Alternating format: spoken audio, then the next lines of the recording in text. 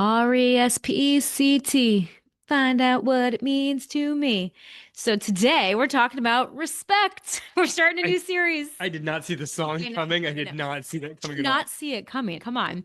So we are starting a new series here where we're talking about core values. And we recently defined our core values for our cross country team. And we're going to talk about those five core values and how those apply to us as real life runners. So stay tuned.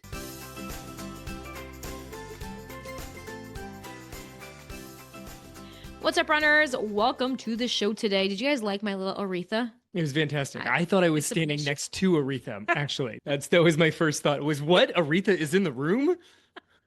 In no world has that ever been said ever.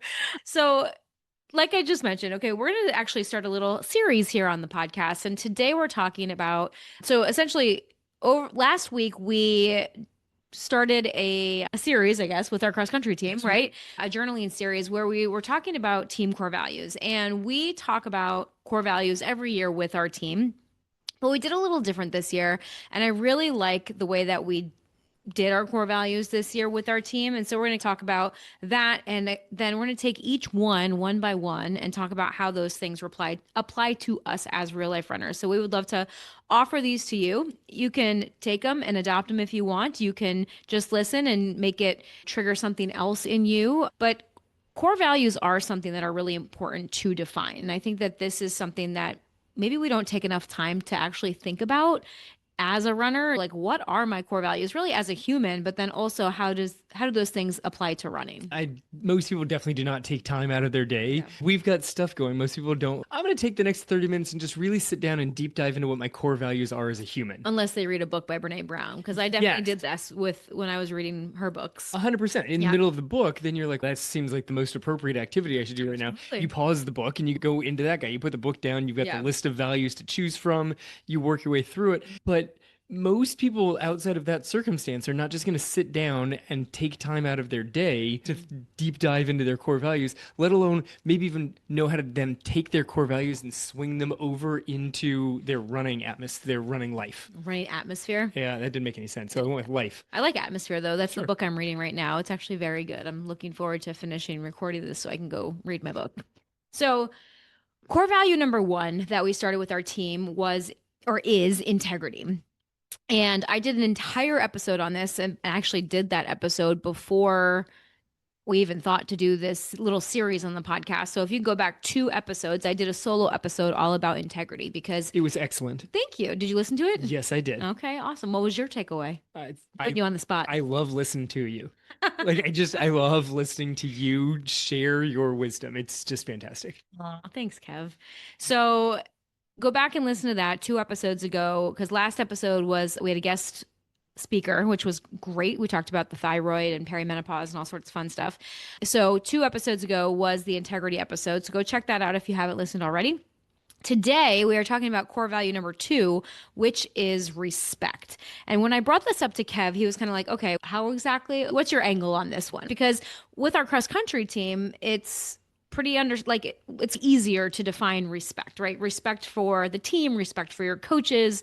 Like, you want to talk about that? Yeah, I mean, with the high school kids, putting in a value of respect is actually remarkably important because it makes sure that they understand the seriousness of what this is. We want to make sure we're having fun out there, but there's a level of respect that needs to be brought to the whole circumstance. Like whether it's in practice, before practice, during a race, everything should have some undercurrent of respect to it. It made a whole lot of sense. I said, how are we pulling this out of a team full of high school kids and adopting it to say like us? Like, how would I apply respect? I thought you had some wonderful thoughts, and that's what we're diving into in this episode. Yeah, and you also had some wonderful thoughts to Thank contribute. you. So, the way that we're going to start is really respect for self. And that because this is automatically where my brain went is I think of this as running is a way that we can show respect for ourselves or that we can not show respect for ourselves. And so it really depends on how we look at this. So, are we showing respect for our body by giving it the rest that it needs, giving it the recovery that it needs, giving it the fuel and the nutrition that it needs? Because when we restrict our food, that could be a lack of respect for our body. Like, it depends on if you want to think of it that way. That's how I have chosen to think about it recently because I've been trying to break out of diet culture in my brain for so long that I now see fueling as a very tangible way for me to respect my body and give my body the fuel and the nourishment that it needs. Yeah, no, all of that makes perfect sense. And that's clearly a level of respect. It's a respect for yourself to make sure that it dives into some of these kind of meld together, but it is a way of respecting what you're putting into it. It's not just about going out for a run, but then respecting your body to make sure that you are an overall healthy individual, not just someone who goes and runs and then has the rest of their life. Exactly. I see running as another way that we can respect our mind or that we can work on our mindset. This is because Kevin was kind of like, how does this differ from integrity? And all of these things are connected. Even when we were going through it with the cross country team. We didn't even tell them like what we did differently this year with the Yeah. cross country team. So basically, the coaches, Kevin and I, and we brought on another assistant coach this season as well, we got together and I came up with the 5 ideas of what I thought might be good. And we as coaches decided on these are going to be our 5 core values. And then we took those to the team and I gave them a definition of what I thought that meant or what we as a coaching staff thought that meant. And then asked them, what do you guys think this means? And how does this apply to you in your everyday practice, like in practices, in meets, in running? Like, how does this actually show up? And a lot of them started off by trying to give us the answers that we wanted to hear. Yes, definitely trying to Like, give the correct answer. definitely trying to give the correct answer. And I'm like, okay, but what does that actually look like? And they were like, doing the right thing. And I was like, but how do you know if you're doing the right thing? Like, what is it? If I took a video camera, and I love this test. If you took a video camera and started filming someone, how would you know that they were showing respect or integrity or the other 3 that we're going to talk about in future episodes? Like, how would you actually see it?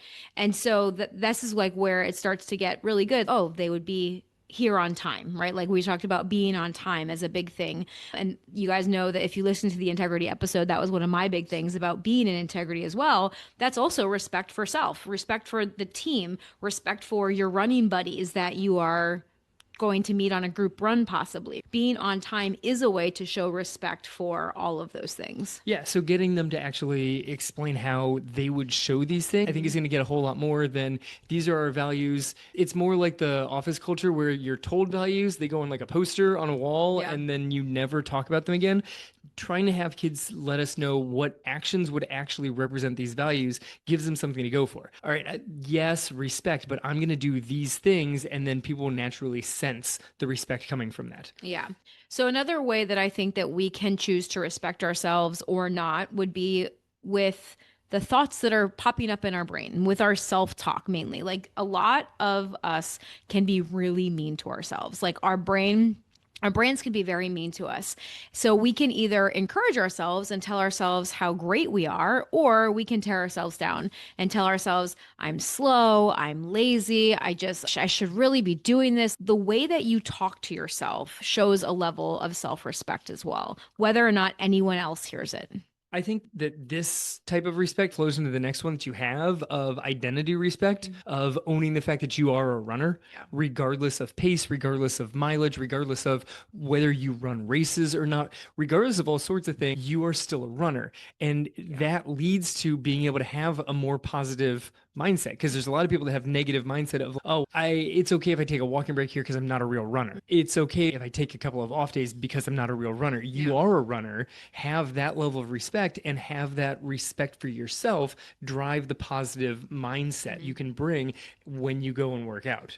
Yeah, and I think that kind of along those same lines too is respecting your potential. And I think that's a really big piece of this as well is if you don't believe that you have any potential to improve or to get better as a runner, it's going to be very easy for you to blow off runs or training sessions like you just mentioned versus if you say I know I have some potential, or at least I think I do, or at least I'm willing to look for some, right? I'm willing to believe that I have potential because maybe for you right now, it's hard for you to believe that, especially if you've been getting older, if you've noticed maybe that you're slowing down, if things aren't feeling the same way that they used to.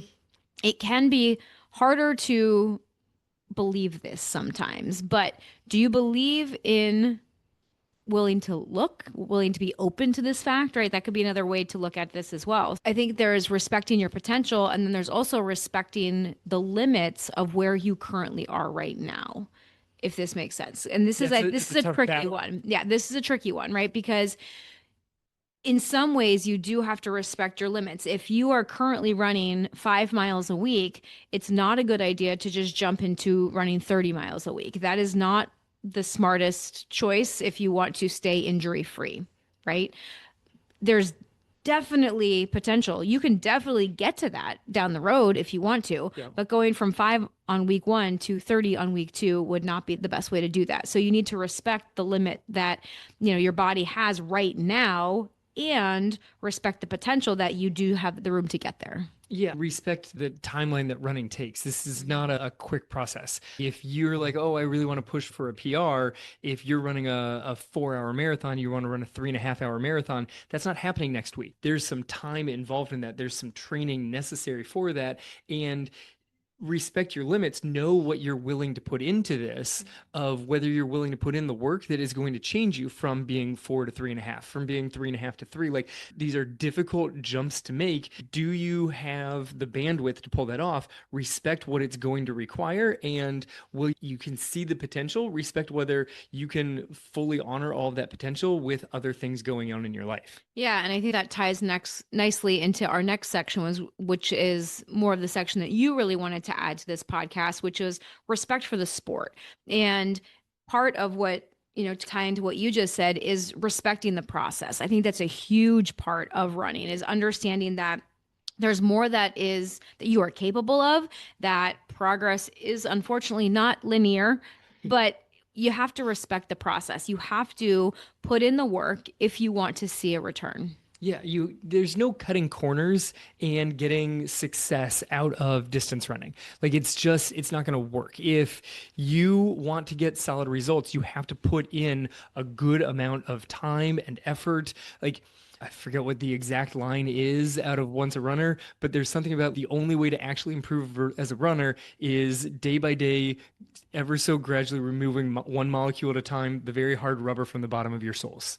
That's what it is. Like, if you want to get better, you have to actually go put in the work step by step. That's how you do it. Sure, there are ways to get around this. There are certainly shortcuts, and you take it to professional athletes. There may be some people that are finding some shortcuts towards certain things, but the best way, Legal or illegal. that's what I was perhaps alluding to. Yeah.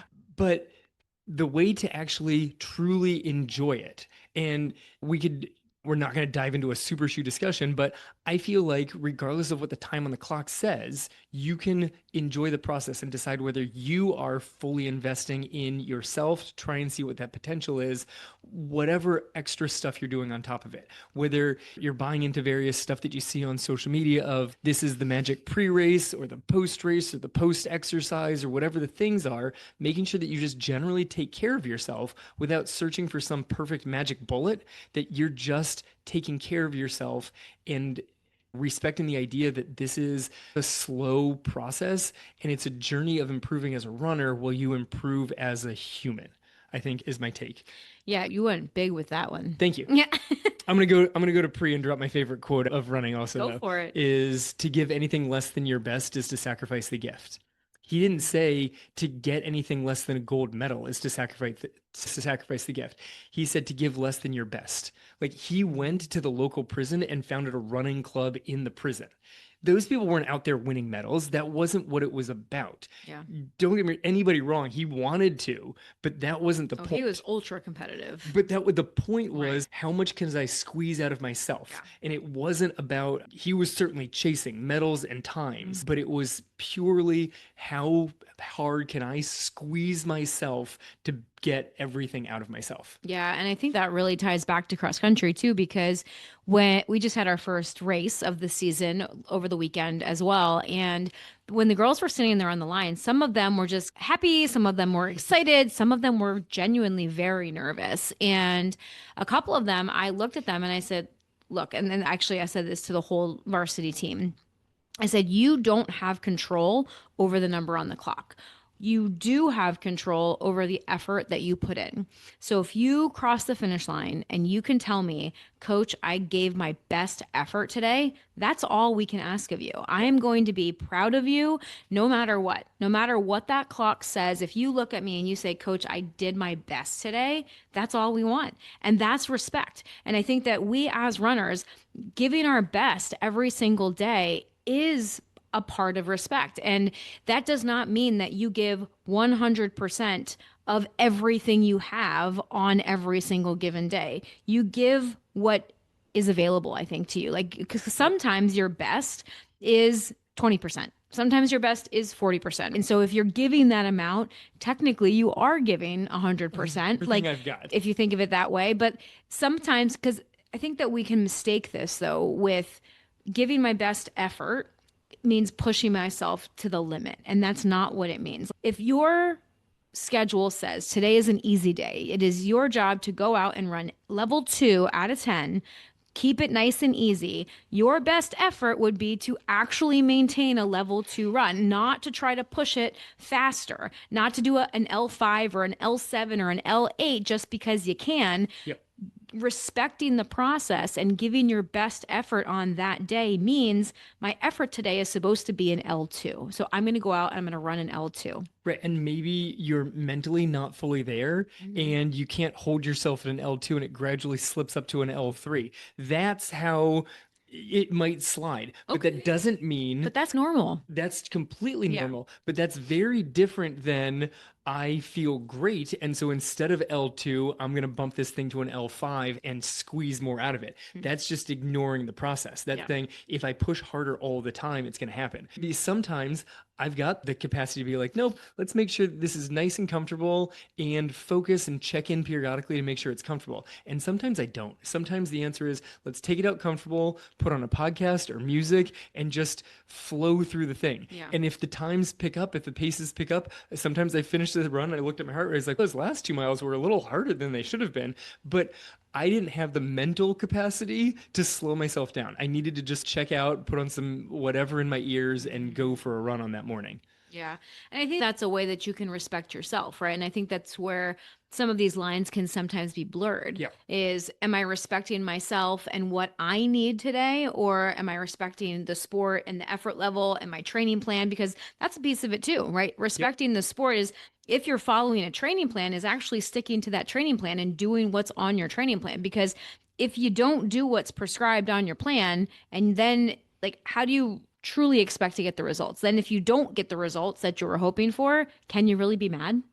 If you follow it for the most part, and no one's ever going to be 100% perfect in their training plan all the We got some time. box checkers on our team. And that's great. And that's fine. I love the box checkers. I like checking boxes as well, but it doesn't mean that you have to be 100% perfect in order to get the results, I think is what I'm trying to say. That's great. Yeah.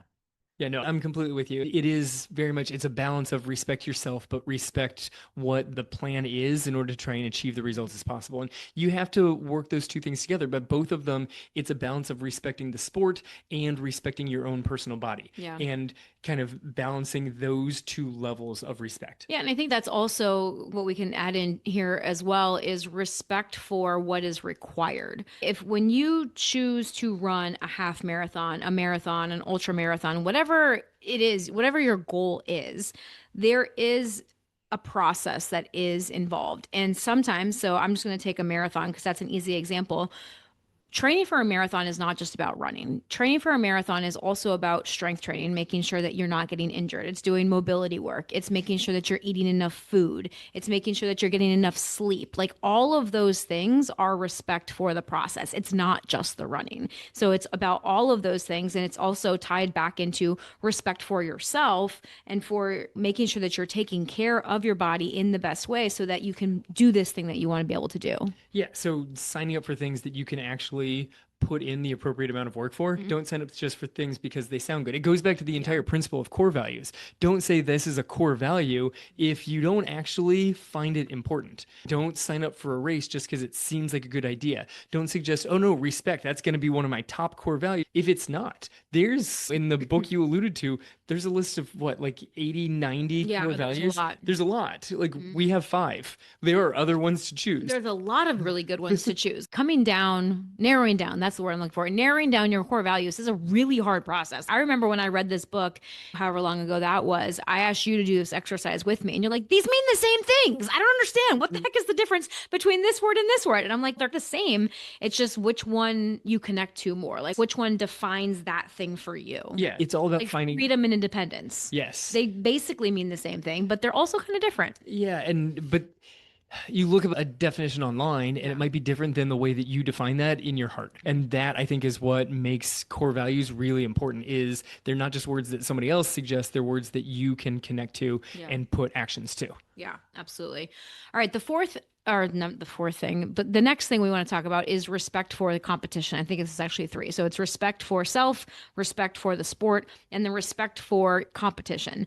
And competition, we don't just mean the other people that you're running against, quote unquote against. Because I think that as real life runners, we often look at racing differently than elite or quote unquote more competitive runners. But I think that this is what we're going to be talking about right now, right? It's like, what exactly is competition? It doesn't mean that you're just going out and trying to beat other people, which is kind of the way you used to look at running from your days in cross country. And that's what we tell our runners right now in cross country is it is a team sport, and our goal is to beat the other teams. Yes, we want you to go out there and run your best, but the goal is for us to beat as many other runners out there as possible so that we can get a better team score and do better in that meet. Yeah, and within the context of a race, that really helps inspire people.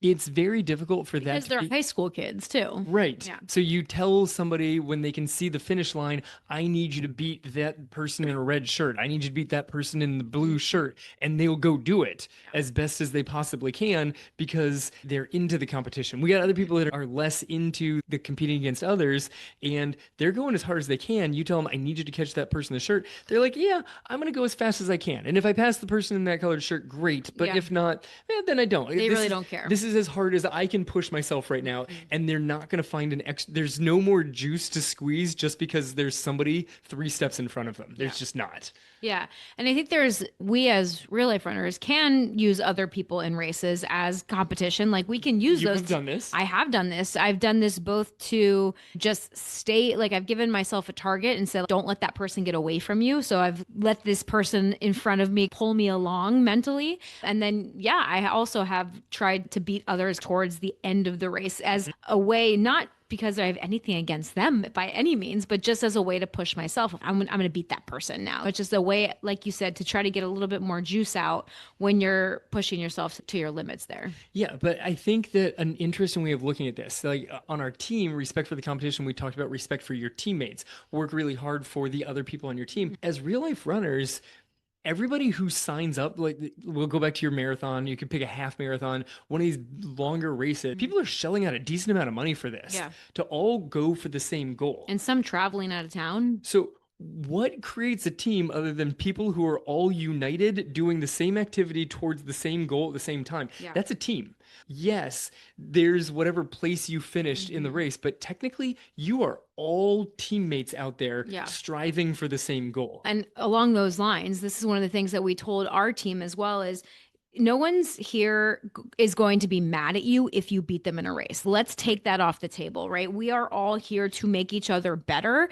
And so you beating your teammate, because we've had this in the past where we've had kids that were faster than their teammates, but they didn't want to pass their teammate because maybe that teammate was older than them. That teammate was a senior and they're like, I don't want to pass the senior. But we're like, no, you have to go past the senior. Go now. Like this is your job to pass the senior because that's not going to make the team better. It's going to make you better. It's going to make that senior maybe push a little bit harder to keep up with you. And that is a level of healthy competition versus more of a toxic competition or a toxic comparison. There are people out there that don't want to get beat, that do have a complex and want to be the fastest on the team or don't like it when other people pass them or beat them in a race. That would be more on the toxic level versus healthy competition where I love when I see runners passing. Maybe one of the runners is feeling strong that day, and she goes to pass either her teammate or even someone on the other team. I've seen this, and this is one of the things I love about cross country is it really is, even though we are separate teams all competing against each other, there is this level of camaraderie between runners, and you see this all the time in real life runner races, essentially. There's a level of respect on the cross country level Yeah, also. there is for sure. And so it's like when I see people pass and they're like, come on, let's go. Like they bring that other person along with them because they're, again, respect for your competitors. Let's do this. Let's beat the course too. Yes, Together. let's beat the course. Together. That's a great way of putting it. The number of people on our team that this was their first race or they're not some of the fastest kids in it and they were towards the back and it was like it wasn't still a huge pack of runners. It was like a runner and then 10 steps and then another runner and then maybe 20 steps and another runner.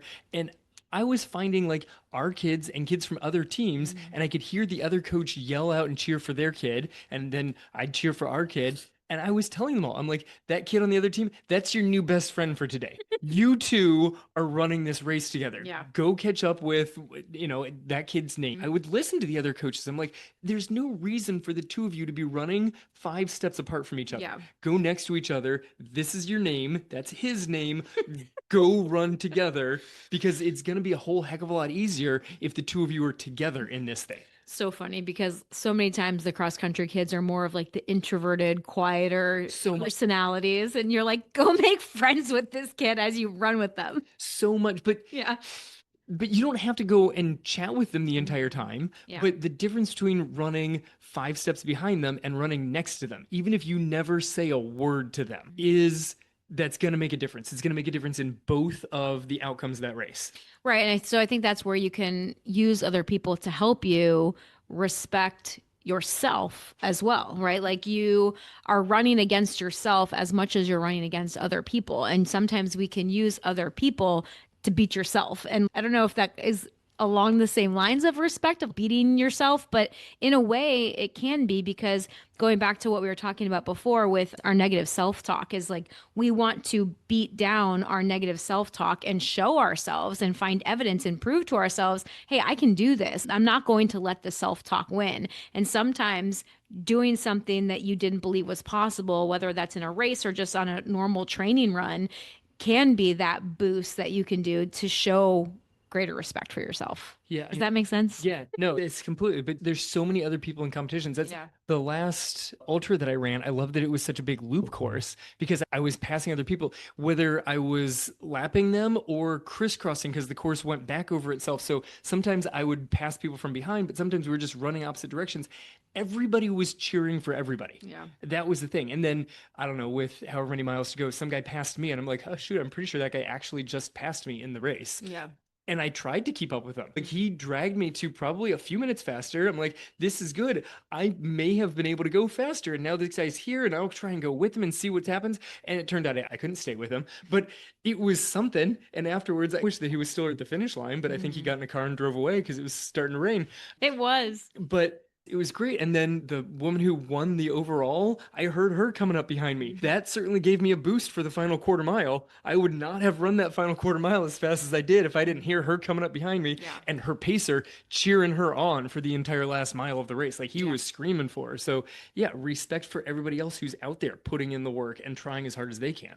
Yeah, because when we look at competition, like respect is really giving your best effort, not diminishing someone else's. Yeah. It's not about you saying anybody else is less than or you being better than anyone else. It's saying I'm going to respect myself and you by giving my best effort. Because if you slow yourself down, like on our cross country team, if you slow yourself down, that's not actually showing respect for your teammate. That's not giving them a level of respect. It is more respectful, I think, for you to give your best effort and invite them to come along with you. And if they can't that day, then so be it. That's okay. Yeah, 100%. And we had that happen on the team this week of two girls that were running together. And one started, you could see her, she had the side stitch. And it was like, you have to leave your teammate. She's got a side stitch and is struggling. Yeah. And the other one pulled ahead. And by the time it was at the finish line, the one with the side stitch, that had disappeared and she was back. But would she have been able to do it if the other one didn't pull ahead? Yeah. Don't slow down for the teammates who's got the side stitch and is struggling. Pull ahead because you need to go chase down some more people and see what you got. She's going to give the best that she possibly can. Don't waste her effort by slowing yourself down. Yeah. She's trying really hard. You should be trying really hard also. Don't slow down and be like, oh, I'll stay with you. That's not helping. That's not respect for the sport or your teammate. Yeah. It's like I told the girls at the starting, I think I was at the starting line. It might have been a practice, but at one point last week, I said, rising tides raise all ships. Yep. And they all looked at me like, What? huh? What are you talking about, coach? And that's really what we're talking about here is that like when we all rise together, like rising tides, when we push ourselves higher, all ships rise up, right? And that's really what we're inviting ourselves to do by respecting ourselves and by respecting our competition, by respecting the sport. We are showing up in a different way. And I think that it's really important. We would just invite you to reflect on this week and say, figure out where am I doing a good job respecting myself, respecting running, respecting all of these different areas of my life. And by all means, please take it outside of running as well if you want to apply it to other areas. And then also get honest with yourself and say, okay, where am I not respecting myself? Where am I not respecting running? How can I show up with more respect in my running, in my fitness, in my health, in my life?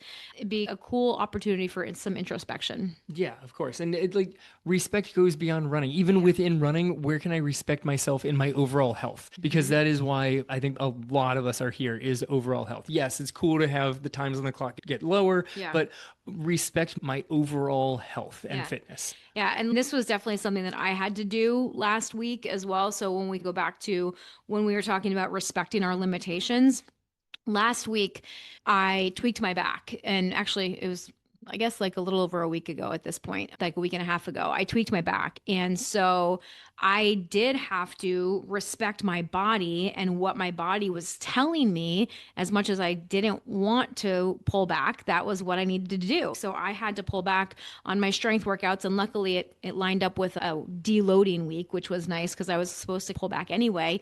So I pulled back on my strength exercises. So I didn't go as heavy. I modified some of the exercises, a couple of the exercises that I know were that tend to aggravate my back more, are more likely to aggravate my back. I took those out for the week. I did some extra kind of core work and some extra mobility work because that was the way for me to respect my body in that moment and what my body was trying to tell me. Yeah, appropriate adjustments that are still moving your overall health forward, but you're not straining yourself. You're not so tied down to what the schedule said that you have to do these certain exercises. There's a level of respect for your overall long-term health that getting in certain exercises that are just going to prolong your back issue is not actually respect for your overall health. No. Do you feel like you've had an example recently where you've had to do this too?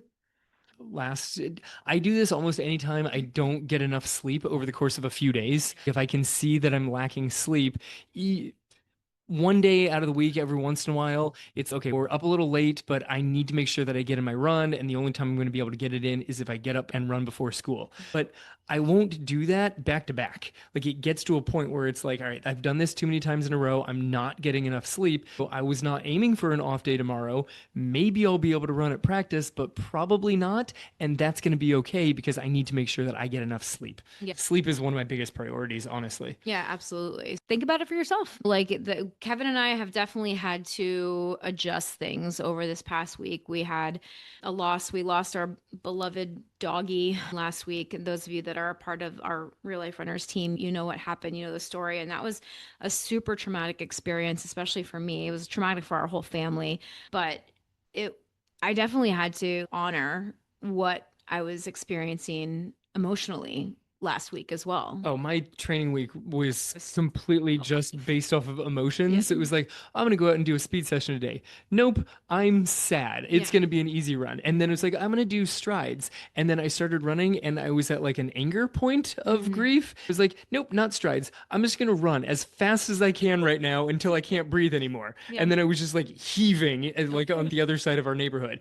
But that's what my head needed, Yeah. not necessarily what my body needed. No. That was Sometimes not, that needs to take priority. yes, it was not a great training week, No. but it's what I needed. And I think that's where really a way that we can respect ourselves as well is I did the same thing. Like I modified my training, not just for my back things, but also emotionally. Normally my Tuesday runs, I wake up at 5 a.m. and go train with my friends. And I did not do that last Tuesday because it happened on Monday night. The accident happened on Monday night and I couldn't and so I went out and I ran 3 miles on Tuesday by myself and cried my entire run.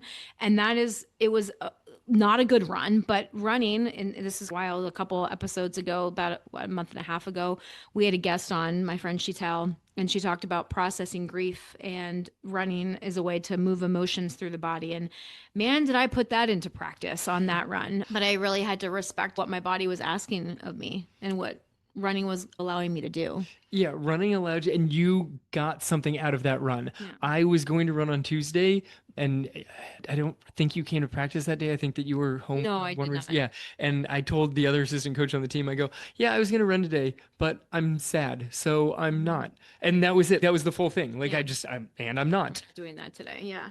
And I think that's important that when we are sad, and that doesn't mean we never run when we're sad, but it means that you know yourself. And that was the day to do that. No, that was going to be too much. Yeah. That was just going to be too much. And for me, it was like, I just needed to get out and move my body. I needed to run. I needed to walk. I needed to scream at the sky. I was upset. I was angry. I was so many different emotions. Tuesday, I think, was one of the hardest days of my entire life up until now. And respect from myself meant giving myself the space to feel all the yucky feelings and to feel all the things that I needed to feel. And running was a part of that for me. And running was not a part of it for you that day, but Not that day. but was other days. Yeah, I worked through all those various emotions in different runs through the rest of the week. I didn't have anything in me on that Tuesday. Yeah, you had to work all day too. And I was afforded the space to, yeah. I did some work, but I minimized it. I literally have no idea how I taught that day. I'm not sure what the kids learned. Yeah, I don't know. But anyway, thank you guys. Thank you to everyone that reached out and said such wonderful, nice things and sent your love and your prayers. Whether or not you actually sent a message, maybe you just thought of us or sent prayers or love. We appreciate it. It's been a really tough week for our family, but we're getting through. And there we go. Respect. RESPECT. We're gonna sing some more. Where's yours? No. You're not gonna bring in? Nope. Come on. No. All right, sounds good. All right, you guys. As always, thanks for joining us. If you haven't yet, please leave us a review, share this podcast with a friend. Let us reach and help more runners out there. And as always, this has been the Real Life Runners Podcast, episode number 426. Now get out there and run your life.